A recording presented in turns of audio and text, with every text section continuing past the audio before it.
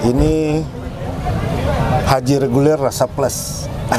Ya, jadi mereka mengeluarkan biaya dengan biaya reguler 38 sama posisinya dengan pelayanannya sama dengan Haji Plus. Iya. Tentunya ini mobil Golf ini salah satu fasilitas untuk jemaah haji. Dan ini bukan barang murah ini.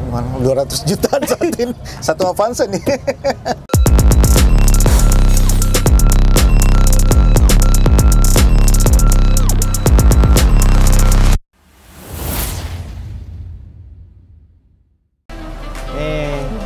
Kloter berapa ini? Ini kloter 12 dari Makassar, Maluku Utara, Luhut Timur, dan Wajo satu orang tadi. Kalau untuk Polman besok subuh. Polman besok insyaallah. Oke. Alhamdulillah ya, ini kami kasih masuk pengunjung sampai ke dalam di ring 1 agar tidak membuat kemacetan di jalan besar, karena kalau kami tidak memasukkan mobil pengunjung ini akan macet sekali depan. Tapi itu pun tidak mengganggu penerimaan nantinya. Dan ini sudah terlaksana sampai kloter 12 dan alhamdulillah aman ke depan.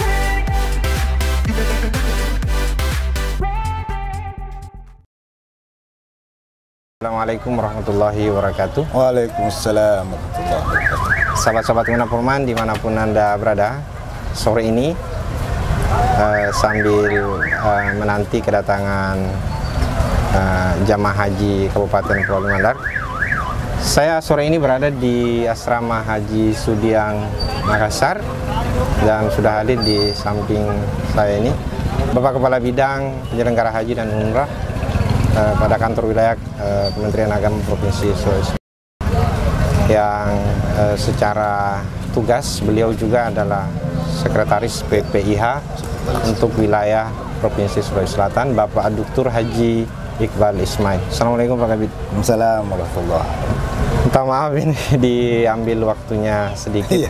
Kita bincang tentang Asrama Haji Sudiang Makassar ini. Agak karebata. Alhamdulillah di sini semua. Pasti sibuk ini dalam beberapa hari terakhir ini pasca pemulangan jamaah haji.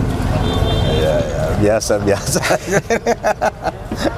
Setelah lama libur Pak Kabid ya, setelah melewati fase COVID-19 ini. Ya.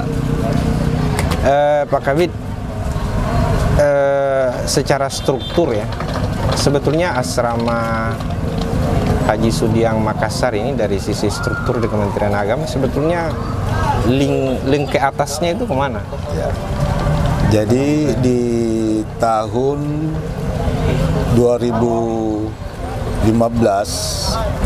Asrama Haji Makassar ini sudah terbentuk jadi Satker, yaitu UPT Asrama Haji Embarkasi Makassar, yang dimana sebelumnya di bawah struktur Kanwil Kementerian Agama Provinsi Sulawesi Selatan, dan setelah jadi Satker, UPT langsung strukturnya di bawah naungan Dirjen Penyelenggaraan Haji dan Umrah Pusat. Jadi tidak ke Kanwil tetapi langsung ke pusat. Langsung ke pusat. Ke Kanwil jalur koordinasi. Dan saya kira semua UPT asrama haji demikian di Indonesia ya, sama. Iya, di 2015 itu ada 9 UPT dan di 2016 tambah 1 Bekasi. Jadi sekarang sudah 10 UPT asrama haji, yaitu yang embarkasi ya, embarkasi. Semua yang UPT itu yang embarkasi. Jadi belum ada UPT asrama haji antara atau transit. Semua asrama haji embarkasi yang sudah terbentuk jadi UPT. Sahabat-sahabat Guna Polman, yang saya tahu dari beliau ini, Bapak Dr. Haji Iqbal Ismail. Belum dokter. Mohon maaf. Beliau sepertinya ditakdirkan untuk menjadi manusia haji ini. Iya. Karena hidupnya ini, baktinya kepada negara memang lama Asrama Haji Sudiang Makassar. Itu kalau boleh tahu sejak tahun berapa itu? Ya, saya CPNS itu awalnya penghulu. Oh, penghulu. Penghulu CPNS. Tugas di KUA Talo. Ya. Setelah terangkat jadi PNS, saya ditarik ke Kanwil Kementerian Agama Sulawesi Selatan di bidang haji, jadi staf di tahun 2006. 2006. Ya, kebetulan karena saya di bidang haji, saya ada tambahan tugas untuk jadi wakil bendahara di Badan Pengelola Asrama Haji dulu namanya. Dulu sebelum UPT namanya Badan Pengelola Asrama Haji Embarkasi Makassar. Saya diangkat sebagai wakil bendahara. Nah, di 2016 sampai 2006 sampai 2015. Ya. Saya bolak-balik Kanwil Asrama Haji untuk senantiasa memantau pelaksanaan kegiatan di asrama haji, pemeliharaan asrama haji, dan semuanya lah. Saya ditugaskan untuk mengawasi langsung dan melaksanakan langsung proses administrasi dan proses operasional di asrama haji ini.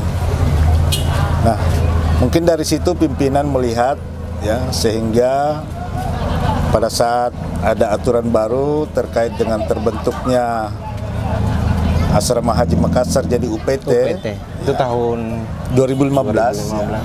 Saya dipercayakan oleh pimpinan sebagai kepala subbagian tata usaha. 2015 bulan Maret. Itu berjalan kurang lebih 3 tahun. Di 2019 4 tahun ya. 2019 saya dipercayakan jadi kepala PLT ya, PLT kepala asrama haji. Kebetulan pada saat itu kepala asrama haji di promosi ke bidang urusan agama Islam, Kanwil Kementerian Agama Sulawesi Selatan. Selama 6 bulan saya sebagai PLT kepala di 2019 sampai 2020 pertengahan. Yeah. Nah, di 2020 Agustus saya diangkat sebagai kepala sampai 2022. Berarti hampir 2 tahun. Ya, 2 tahun kepala, dan saya ditarik lagi ke Kanwil, promosi ke Kanwil sebagai kepala bidang. Alhamdulillah baru berjalan 3 bulan.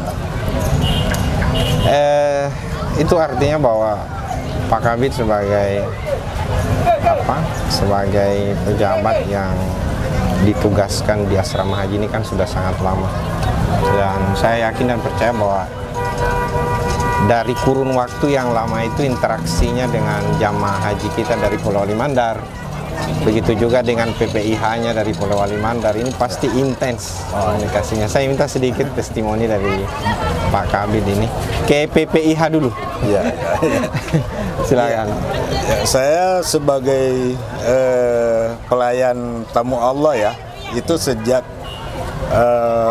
memegang asrama, ya, baik pada saat di Kanwil maupun sudah jadi UPT, memang sudah sering berinteraksi dengan tamu-tamu baik panitia daerah dari Pulau Wali Mandar, Embarkasi Makassar, apalagi dengan Pulau Wali Mandar ya, sering berinteraksi lah. Jadi semua sudah seperti saudara lah, teman-teman. Apalagi di Pulau Wali Mandar itu banyak teman di sana ya. Mas Haji Athar. Iya. Apa ya, interaksi dengan teman-teman luar biasa.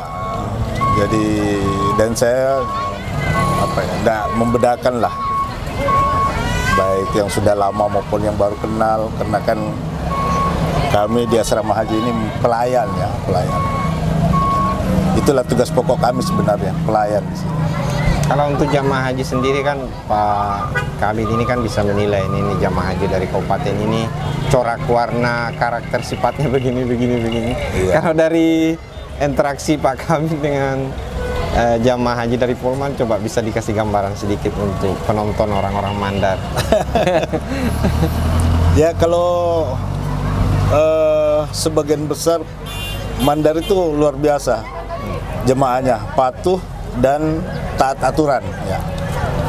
Itu kami dapatkan pengalaman dari beberapa tahun yang lalu bahwa tingkat kesadaran jemaah haji Sulawesi Barat pada umumnya dan Polewali Mandar pada khususnya itu sangat mematuhi aturan-aturan yang kami terapkan di asrama haji. Contoh saja kalau pakaian pada saat pulang itu mereka masih pakaian yang sesuai aturan. Pakai baju batik kalau pulang. Nah, sama dengan kami di Sulawesi Selatan ini, kalau di pesawat sudah gantian memang mereka ini. Kalau Sulawesi Barat pada umumnya dan Mandar, Polman pada khususnya loh, patuh. Itu contoh kecil ya, tuh ciri khas Polman. Alhamdulillah. Pak Kabid ini kan juga yang kita tahu kan hari ini dalam posisinya sebagai Kepala Bidang kan sebagai Sekretaris Embarkasi Makassar. Nah, coba bisa dijelaskan sedikit nih Pak Kabid pada penonton kita tentang fungsi layanan embarkasi maupun debarkasi asrama haji ini. Untuk layanan, coba silakan. Jadi kepanitiaan pusat, panitia penyelenggara ibadah haji pusat itu kami di-SK-kan oleh Bapak Menteri langsung, yang terdiri dari 23 orang dari berbagai stakeholder. Nah, tugas fungsi kami yaitu melayani, melindungi, memberangkatkan dan memulangkan jemaah haji. Nah, di bawah kami itu ada perangkat pembantu PPIH. Ada bagian akomodasi, ada bagian dokumentasi, ada bagian sekretariat, ada bagian dokumen, ada bagian banyaklah keamanan.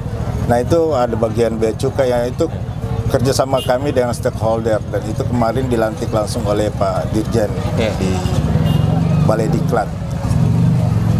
Nah, kami tugas pokoknya memastikan jemaah haji berangkat ke Saudi Arabia dengan perpulangan, berangkat sehat, full, dan kembali juga sesuai dengan pada saat berangkat. Dan alhamdulillah pada tahun ini ya, untuk Embarkasi Makassar ada 3 yang meninggal. Yang pertama Embarkasi Makassar. Ya, dari Maluku Utara 2 dan Maluku 1. Untuk Sulawesi Selatan dan Sumbar alhamdulillah. Ya. Dan ini mungkin dampaknya dari kebijakan pemerintah Saudi yang membatasi umur. Ya. Termasuk pengurangan jumlah. Pengurangan jumlah, dan hasil monitoring kami, wawancara kami dengan jemaah yang sudah pulang, ada rasa kepuasan tersendiri mereka untuk tahun ini. Luar biasa katanya. Istilahnya ada bahasa singkatnya itu. Ini haji reguler rasa plus. Ya. Jadi mereka mengeluarkan biaya dengan biaya reguler 38 sama posisinya dengan pelayanannya sama dengan haji plus. Iya. Karena yang luar biasa. Makanan full dari masuk asrama sampai pulang ke makan tambah buah. Ya, tambah buah-buahan. Terus dikasih lagi living cost 1.500 real. Terus nah, ini yang baru diberikan tahun ini. Menggunakan di Armina itu, baik di Arafah dan Mina menggunakan kasur dan bantal. Itu baru terjadi tahun ini, luar biasa. Yang kemarin-kemarin itu hanya Haji Plus yang gunakan. Tahun ini reguler juga dapat. Jadi tidak ada beda, tidak ada bedanya. Dan semua jemaah haji yang kami wawancarai luar. Tapi kan masalahnya jamaah haji kita ini yang tua-tua, juga ada yang berpikir jangan-jangan kebijakan pemerintah ini yang tua terus-menerus tidak diberangkatkan. Saya kira tidak, Pak Kabid. Jadi ini karena kebijakan pemerintah Saudi. Kalau kebijakan pemerintah Indonesia itu sebenarnya pro ke lansia. Kalaupun nanti tidak ada kebijakan pemerintah Saudi terkait dengan pembatasan umur, insya Allah pemerintah akan memberikan kuota khusus untuk lansia, terutama yang tertunda keberangkatannya yang kemarin itu. Bahagian lain ini Pak Kabid, saya juga ingin mengulik sedikit ini tentang prestasi asrama haji. Kan Bapak sudah sangat lama di sini, bahkan pernah menjadi top manager selama kurang lebih 2 tahun. Coba cerita sedikit nih tentang prestasinya asrama haji kita embarkasi Makassar ini. Iya, alhamdulillah sejak berdiri UPT di tahun 2015, kami membangun langsung 2 wisma nih, Wisma Roda sama Wisma Zamzam yang di belakang itu. Langsung 2 wisma. Itu anggarannya 2 wisma itu kurang lebih 70 miliar. Itu di tahun 2015. Terus di tahun 2016 kami dapat 1 lagi wisma, yaitu Wisma Bir Ali. Nanti lihat langsung di belakang. Nah, karena kami kan melayani jemaah se-embarkasi Makassar, se-embarkasi 8 provinsi. Untuk itu ya belum cukup. Ya, kami harus menyiapkan 3 kloter, menyiapkan akomodasi 3 kloter. Ya, kalau dulunya kan 455 per kloter, jadi harus menyiapkan 1.350 akomodasi untuk jemaah haji, belum panitianya. Jadi kemarin kami hitung-hitung itu kami harus menyiapkan sekitar 1.600 akomodasi. Nah, karena belum cukup kami minta tambah lagi, dan alhamdulillah sudah 5 wisma yang kami bangun setara hotel bintang 3. Iya, Masya Allah. Kalau Pak Panglima kemarin datang dan Pak Kapolri, ini bukan hotel, ini bukan asrama lagi. Tapi hotel bintang. Ini sudah hotel bintang 3 ini. Bintang 3. Selain siap Pak Jenderal, nanti kami sementara minta perubahan nama memang di pusat, supaya berubah jadi nama Hotel Haji dan Umrah. Karena harapan kami ke depannya asrama haji selain melayani jamaah haji nantinya, kami akan pusatkan untuk terminal umrah. Jadi semua jemaah umrah yang berangkat melalui Bandara Sultan Hasanuddin akan melewati asrama haji ini dulu untuk pertama meningkatkan pengetahuan tentang manasik. Yang kedua, karena kami ada peralatan manasik, ada Ka'bah mini, ada dari sisi fasilitas ya. Fasilitas manasik ada. Terus kami ada muka pesawat di belakang sana. Nah itu akan menembas pengetahuan jemaah umrah, yang dimana kita ketahui bersama bahwa sebagian besar jemaah kita, baik jemaah haji maupun jemaah umrah itu belum pernah naik pesawat. Ada yang kan? sama sekali tidak pernah naik pesawat, yang dari kampung-kampung. Iya, makanya pengalaman saya itu, kenapa ini pesawat kami bangun, karena memang ada pengalaman waktu saya ketua kloter pada saat itu, dan melihat jamaah. Ada pengalaman memang pada saat itu ada jemaah yang buang hajatnya di lantai kamar mandi. Ya memang karena itu tadi mereka belum pernah naik pesawat. Makanya begitu saya di sini, alhamdulillah kami bangun muka pesawat.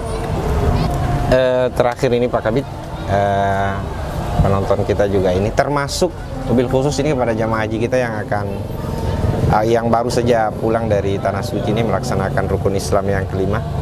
Bisa enggak kasih pesan-pesan khusus kepada mereka pasca haji ini? Silakan Pak Kabid. Ya, kepada jemaah haji terutama jemaah haji Polewali Mandar, ya, kami ucapkan selamat telah menunaikan ibadah haji. Semoga saja mendapatkan haji yang mabrur. Amin, amin, amin. Yang dampaknya nanti akan perubahan sikap dan perilaku pada jemaah haji, dan harapan kami menjadi suri teladan di lingkungan masing-masing. Dan insya Allah apabila semua jemaah haji ada perubahan, insya Allah Indonesia akan damai. Sahabat-sahabat Menopolman dimanapun Anda berada, inilah akhir dari perbincangan saya dengan Bapak Kepala Bidang Penyelenggara Haji dan Umrah pada kantor wilayah Kementerian Agama Provinsi Sulawesi. Makasih Pak Kabid. Makasih banyak, makasih atas ilmu dan waktunya. Mudah-mudahan Pak Kabid sehat bersama dengan keluarga, makin sukses dan karirnya makin naik insya Allah. Amin, amin. Mohon doanya semoga kami dapat melayani jemaah haji lancar sampai selesai. Kalau jamaah haji yang mabrur laisa lahul jaza illal jannah, maka tentu pelayan hajinya amin, amin, jauh lebih dari amin. Karena banyak jemaah yang dilayani kan.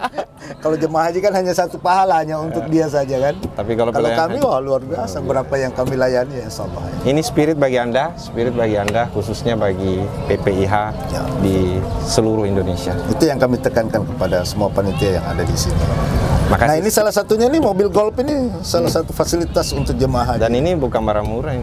200 jutaan saat ini. Satu Avanza nih. Makasih Pak Kabid, kami sudah dipersilakan untuk mengendarai mobil ini dan berkeliling di seputar asrama Haji Sudiang Makassar. Sekali lagi makasih Pak Kabid. Makasih. Allahumma afiq ila aqwamit thoriq. Wassalamualaikum warahmatullahi wabarakatuh.